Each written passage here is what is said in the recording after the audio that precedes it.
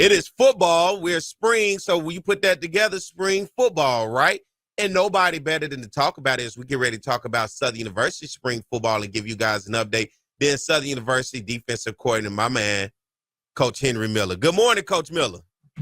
Good morning. Good morning, Mr. White. How you doing, my brother? Doing good, man. Glad to have you with us this morning. Look, I try to inform the people about all the other sports. We try to talk softball, baseball, basketball.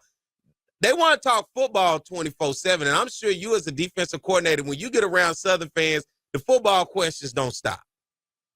It never stops. It never stops. But, I keep things in perspective.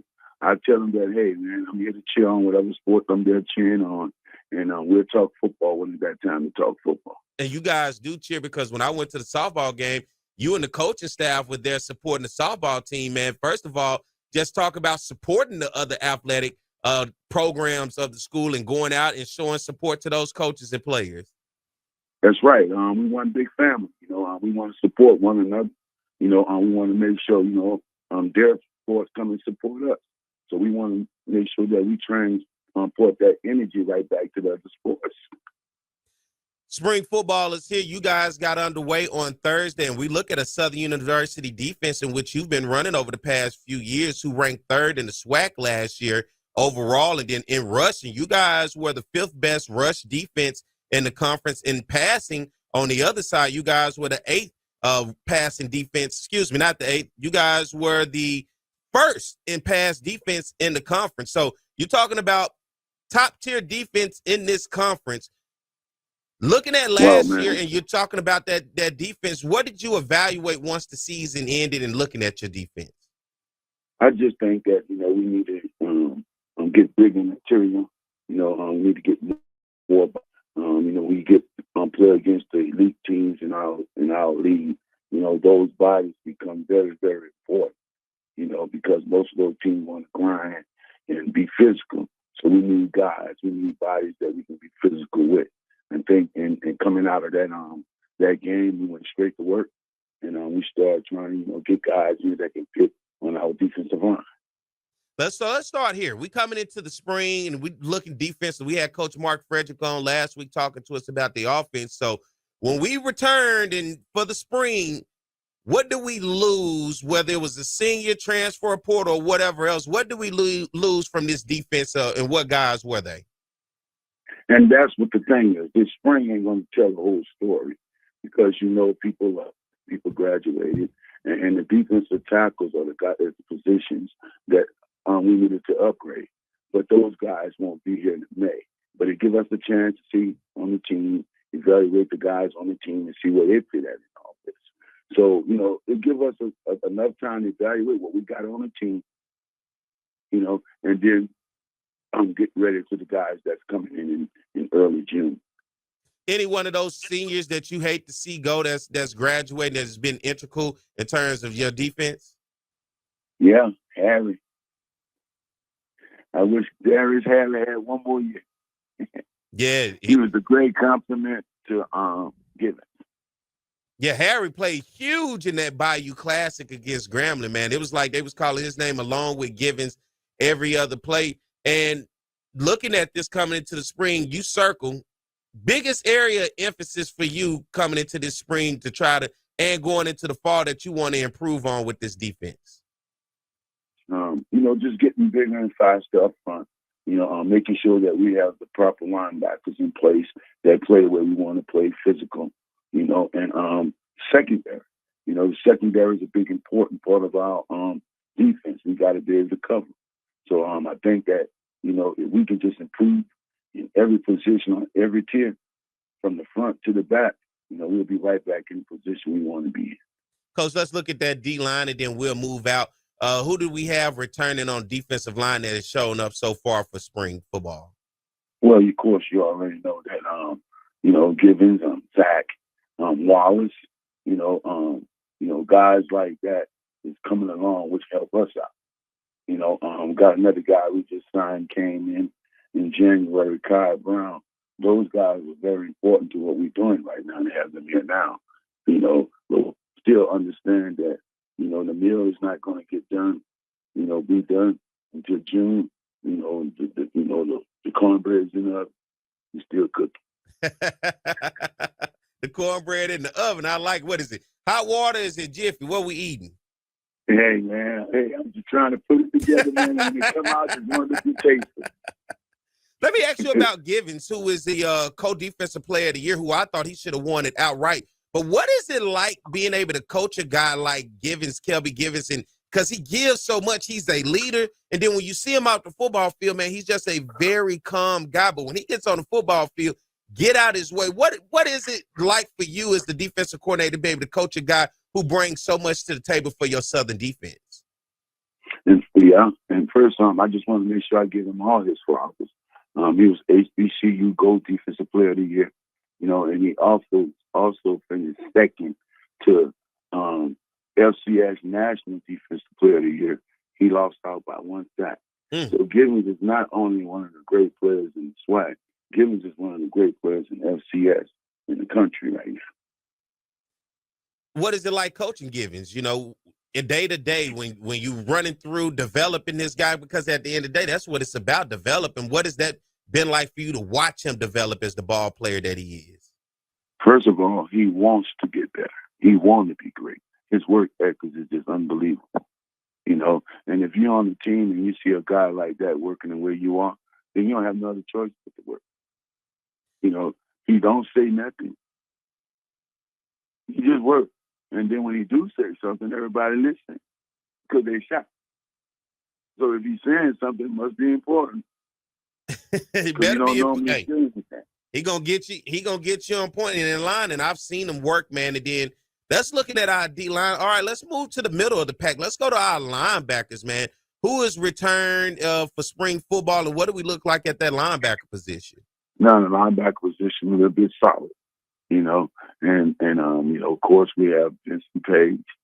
We have Jamello Campbell, and we have Mike Jones. And then, of course, we got a couple of guys that we signed that are going to be here in May. But those three guys along with the younger guys, Baptiste and those guys, they're really a good, solid linebacker, side strength and speed. And then we go to the defensive back. Your team was number one in pass defense in the SWAC last year. 7 interceptions on the season, a few more that would drop, but nonetheless, it was tough to pass the ball against Southern last year. Talk about that secondary, who returns and who you're looking forward to developing up this spring. Well, fortunate for us, losing a guy like Rodney, really hurt us.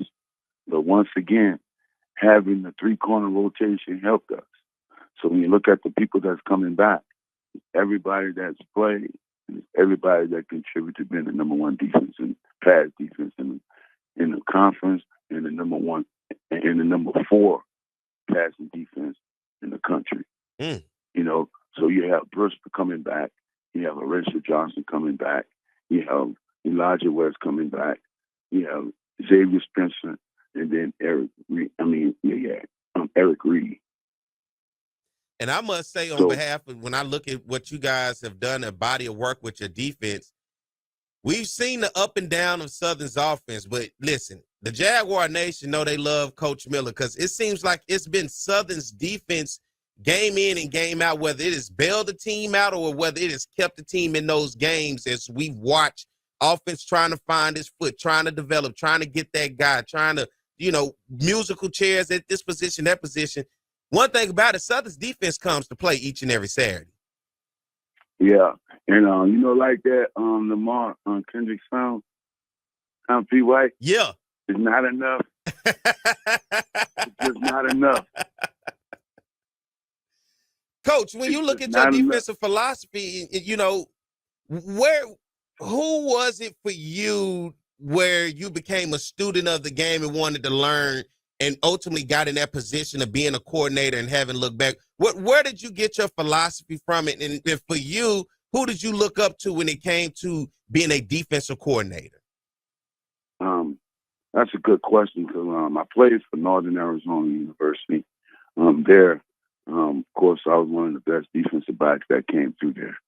And so they had this guy named,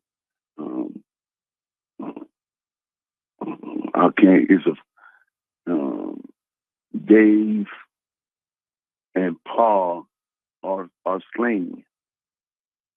Okay. Their dad was a big time coach in Utah. So when I finished playing, Paul Arslaney, which was my defense coordinator, brought me aboard and started a college football. He gave me my first college coaching job. And there I learned schemes from him, most of it that I played in, but he showed me how to break down film. He showed me how to put together a game plan when I was a young guy, because he told me that I was going to be a good football coach one day. I was a young kid, man, 20-something years old. So I leave Utah, and then I met one of the most inspiring coaches that I ever met, and that's Pete Richardson. And when I met Pete Richardson,